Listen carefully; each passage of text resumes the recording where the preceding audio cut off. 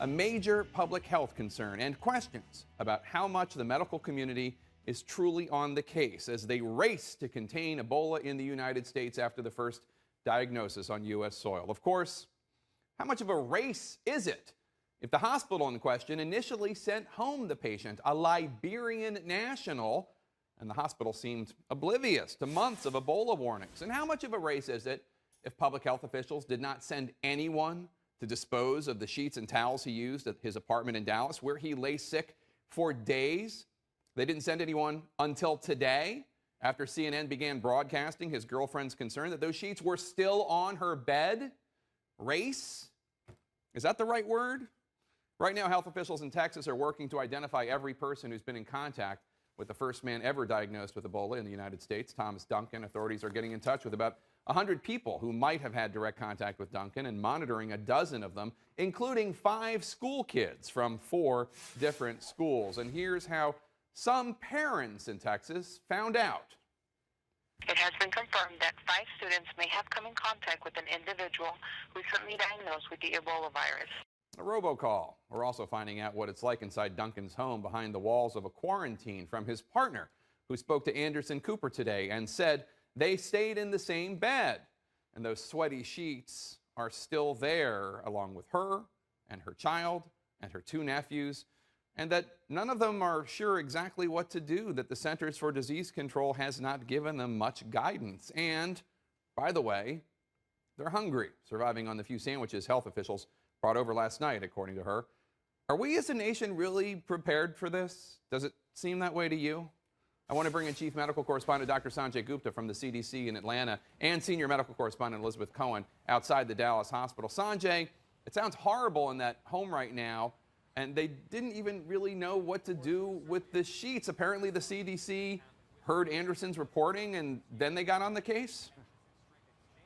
Yeah, there was some movement certainly after those reports, and we were talking about it on the air, and shortly thereafter the CDC, they basically told us, they said they're going to be sending over medical contractors to go help clean up the sheets and the towels and address other issues, as they put it. I thought there was 2 interesting things about that. One is the other issues. I'm not sure what they were talking about. Were they talking about just generally communicating to this woman the things that she needed to be doing? Had those things already been communicated or not? And also, they didn't say, oh, we had already tried to clean up these sheets or towels and explained why it hadn't already been done. They just said, we're going to do it now. So it's, look, there's been a few different fumbles here, Jake, no question, starting off with this particular gentleman, Mr. Duncan, being turned away from the hospital the first time, when we now know he was probably symptomatic at that time with the Ebola virus. And now this other thing where these potentially contaminated sheets and towels have remained in that apartment for some time. The Ebola virus can live outside the body. It can live on these surfaces, on those sheets and those towels. It is unlikely to get infected from that, but why take the chance? And that sort of consideration didn't seem to be taken here. And it just didn't seem very humane when I heard Anderson's reporting on this in terms of what things are like in that apartment. Just, she couldn't even sleep in that particular room anymore. And it's not as though there are thousands of cases for the CDC to be preoccupied with. There's this one. Sanjay, companies that make hazmat suits are seeing their stocks rally on this Ebola scare. Yet these people are left with sheets used by an Ebola patient. I mean, how do you think it happened? Was there a communication breakdown? I guess I'm just, I picture the CDC swooping in with a truck with all sorts of equipment ready on the case. Well, I'm not sure any excuse I would give would be satisfactory, because look, if it were me, if it were my family, entirely unacceptable. There's nothing that you can say. I mean, one thing they brought up in a press conference subsequently was that they couldn't find a lot of volunteer medical contractors to go in and do this sort of work. Apparently they were turned away when they were asked about this before, contractors who'd go actually clean up that apartment. I guess that's not entirely surprising, but again, Jake, to your point, I wonder why some of this wasn't sort of planned in advance. I mean, they've had months to sort of think about this sort of planning. Who was going to be responsible for some of the medical waste cleanups associated with Ebola?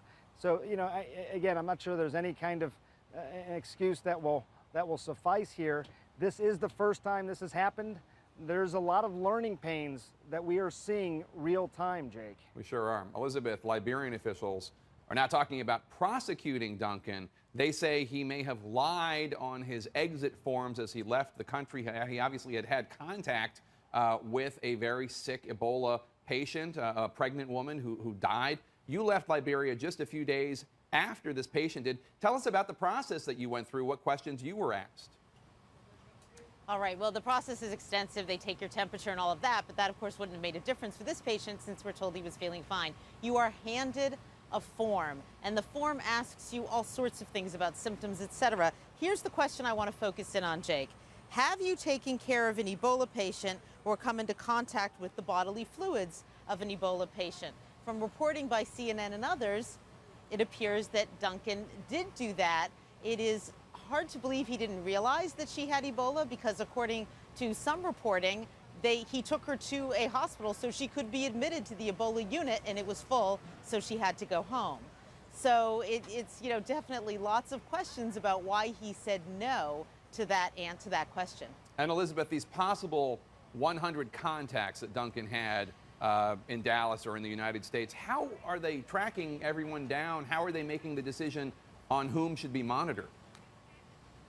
Right, so what they do is they call these 100 people and they say, hey, we want to know what kind of contact you might have had with this man. And contact it's an interesting definition of contact. If you just walked by him and kind of waved and said hi, that's not considered contact. If you shook his hand, that's considered contact. Certainly if you were vomiting and you went to go help him, that would be considered contact. So some of these people are going to say, oh, I don't even know who you're talking about. I don't even know this guy. They're taken off the list. If someone says, oh, yeah, I met him at a party and I shook his hand, that person would be considered a contact. And of course, we are relying on people to tell the truth. And that, of course, is an X factor in all of this. Elizabeth Cohen and Dr. Sanjay Gupta, thank you so much. Appreciate it.